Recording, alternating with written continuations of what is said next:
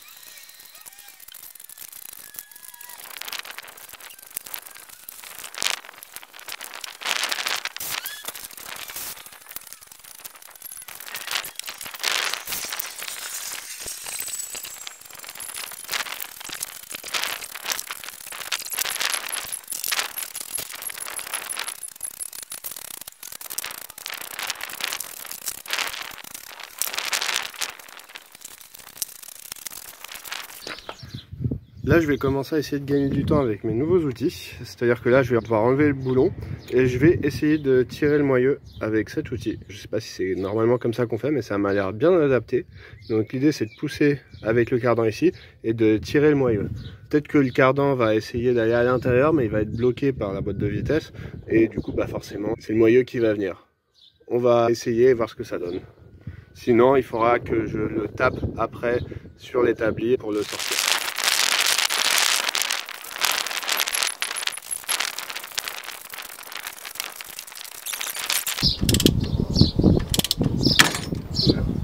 Bon bah voilà. Et ça a marché. Je sais toujours pas si c'est une bonne chose que j'ai faite, mais bon, du coup ça a explosé le roulement. Normal, on s'y attend. Maintenant la prochaine étape c'est d'enlever ce pivot inférieur. Et cette fois je vais le faire avec l'outil.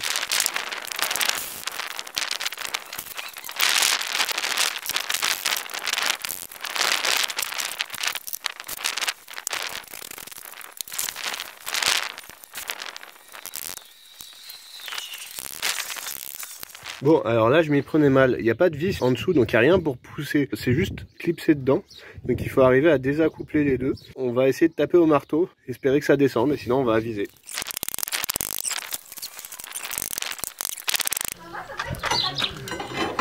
Alors pendant que je m'occupais de la caméra, mon beau-père a réussi à le faire bouger, donc il fallait écarter derrière.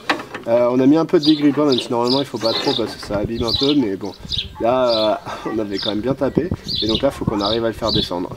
Bon, voilà. À 2 on devrait y arriver.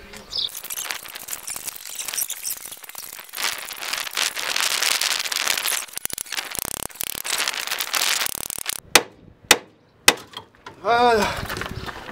Ah bah fallait être 2, c'était pas de la tarte. Non. Mais au moins on n'a pas eu à dévisser. C'est vraiment usiné au dixième du millimètre. Le cardan est sorti. J'ai 2 choix. Soit j'enlève ici, je descends tout et je peux aller sur l'établi, soit je fais ça direct ici. Il me reste juste vraiment une vis à relever pour enlever l'amortisseur. Je sais que c'est pas très compliqué, donc je pense que je vais faire ça.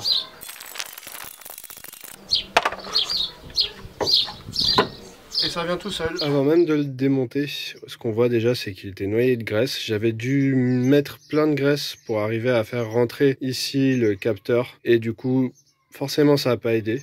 Je vais nettoyer un peu, qu'on voit à l'arrière du roulement. Et là, c'est beaucoup plus évident. On voit ici, effectivement, la bande magnétique qui est un peu enfoncée ici, bien abîmée ici. Donc j'avais espéré que ça suffise la dernière fois quand j'avais fait l'erreur, hein. Je l'avais vu avant de remonter, mais malheureusement ça suffit pas, la bande magnétique est morte, donc pour en mettre un nouveau. Je vais enlever le circlip, heureusement maintenant j'ai l'outil. Je chasse ce roulement, j'en presse un nouveau, je remets le circlip, le moyeu, et on retourne sur la voiture.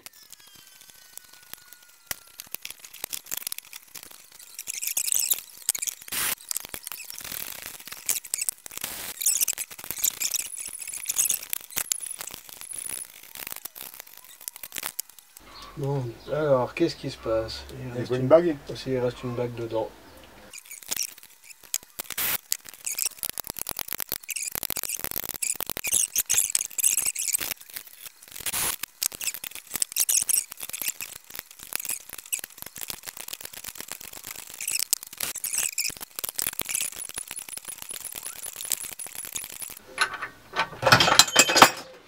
Voilà, l'enfant. Voilà, le roulement est bien enlevé, j'ai nettoyé un petit peu ici. J'ai aussi nettoyé dans l'emplacement pour le capteur, parce qu'avec toute la graisse qu'il y avait, c'était un peu crade. On voit bien ici la fente pour le circlip, l'endroit où va le roulement et la butée pour le roulement. Donc on rentre le roulement de ce côté-là, on rentre le moyeu de ce côté-là. Là, c'est l'étape où vraiment il ne faut pas que je me loupe et il ne faut pas que je rebousille ce roulement parce que j'ai vraiment pas envie d'en mettre un quatrième.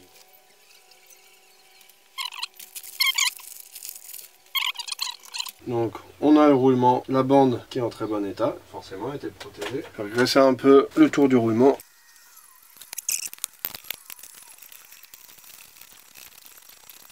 Et là je viens de m'apercevoir que je peux reprendre la taille du dessus, ça supportera encore mieux le roulement. Et j'ai vraiment pas envie de refaire de bêtises, donc je vais reprendre le temps de faire ça.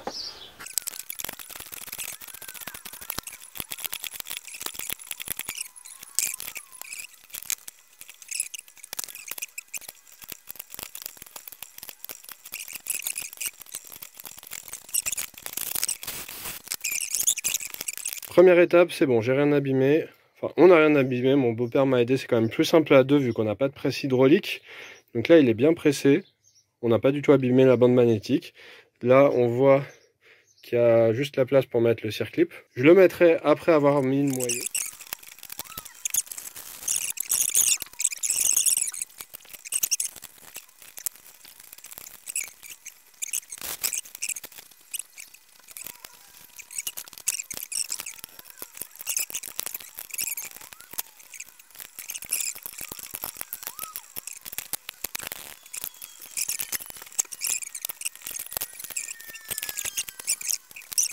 Et voilà, le troisième roulement est pressé, le moyeu est pressé, le circlip est remis, bien comme il faut. Là, il y a la place pour le capteur, il n'est pas abîmé. Si vous voyez des trucs, c'est juste des petites saletés. Vraiment, il est nickel, hein. Cette fois, on a bien supporté tout le roulement et pas juste l'extérieur comme j'avais fait la dernière fois.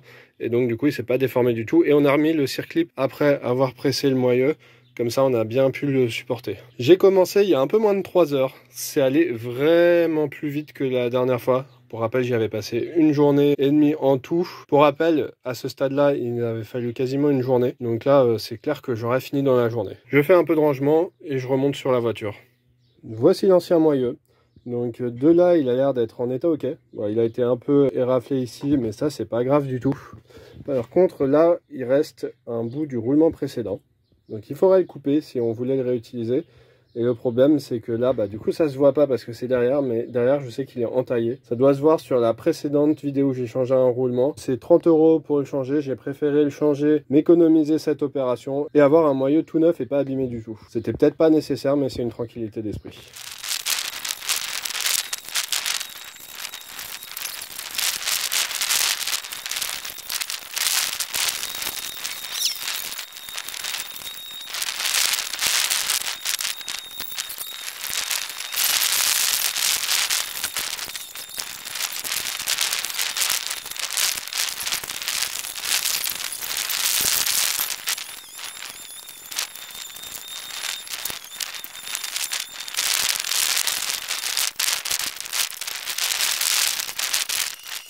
Alors, pour être sûr que ça marchait, avant d'avoir fini de remonter, plus par acquis de conscience que par nécessité, j'ai enlevé le pare-bout ici pour avoir accès au capteur, donc aux fiches du capteur. J'ai testé au multimètre. Alors comme j'ai oublié mes pinces croco, j'ai pas pu le filmer même avec mon Vauvert parce qu'il faut tenir pendant qu'il y en a un autre qui fait tourner. Mais en résistance, il y a toujours la même résistance que la dernière fois. Et surtout quand on met en voltage, il y a du voltage qui s'affiche. C'est pas beaucoup, on est de l'ordre de 10 millivolts de ce que j'ai vu, mais ça veut dire qu'il y a quelque chose qui se passe. Et donc je pense qu'on va pouvoir être bon. On en aura le carnet quand ça sera remonté, donc c'est reparti.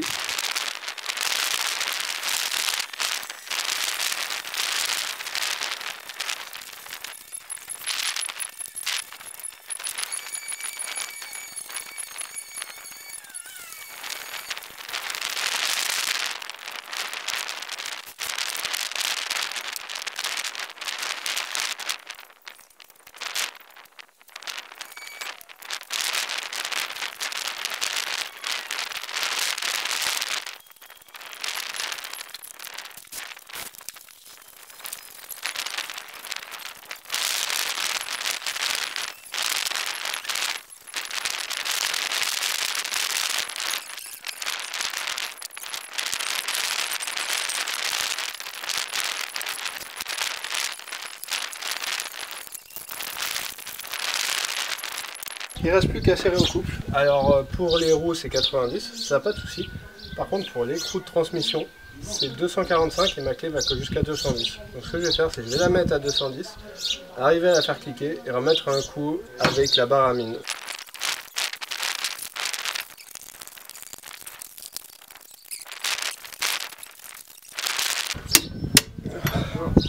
Donc ça c'était 210, je vais remettre un petit coup.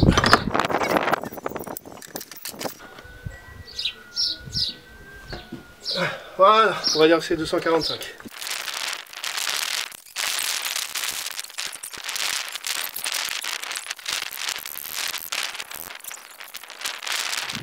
Et voilà, tout est remonté. Ça m'a pris 4 heures avec un peu d'aide de mon beau-père. Ce qui est quand même beaucoup plus rapide que la journée et demie. Comme quoi, faire les choses correctement et avoir les bons outils, ça aide beaucoup. Et il y a l'expérience aussi parce que c'est la 3e fois que je change. Je vais manger, faire un petit tour d'essai et je vous reprends. Je reviens et verdict, il n'y a plus de voyant allumé. Il s'est éteint au bout d'à peine 10 mètres, comme quoi il n'y avait pas vraiment besoin d'aller loin, on a juste fait le tour du pâté de maison. Et cette saga des roulements moyeux et tout est enfin finie. Je l'ai rentré dans le garage. La prochaine étape, ça va être de changer l'huile de boîte ou faire l'appoint. Je sais pas encore trop, mais là les prochains week-ends je vais pas pouvoir trop travailler sur des voitures et après j'ai mes vacances. D'ailleurs au moment où cette vidéo va sortir je serai déjà en vacances, donc je vais faire une pause de durée indéterminée sur les vidéos et je vous souhaite des bonnes vacances si vous en avez et une bonne journée et à la prochaine.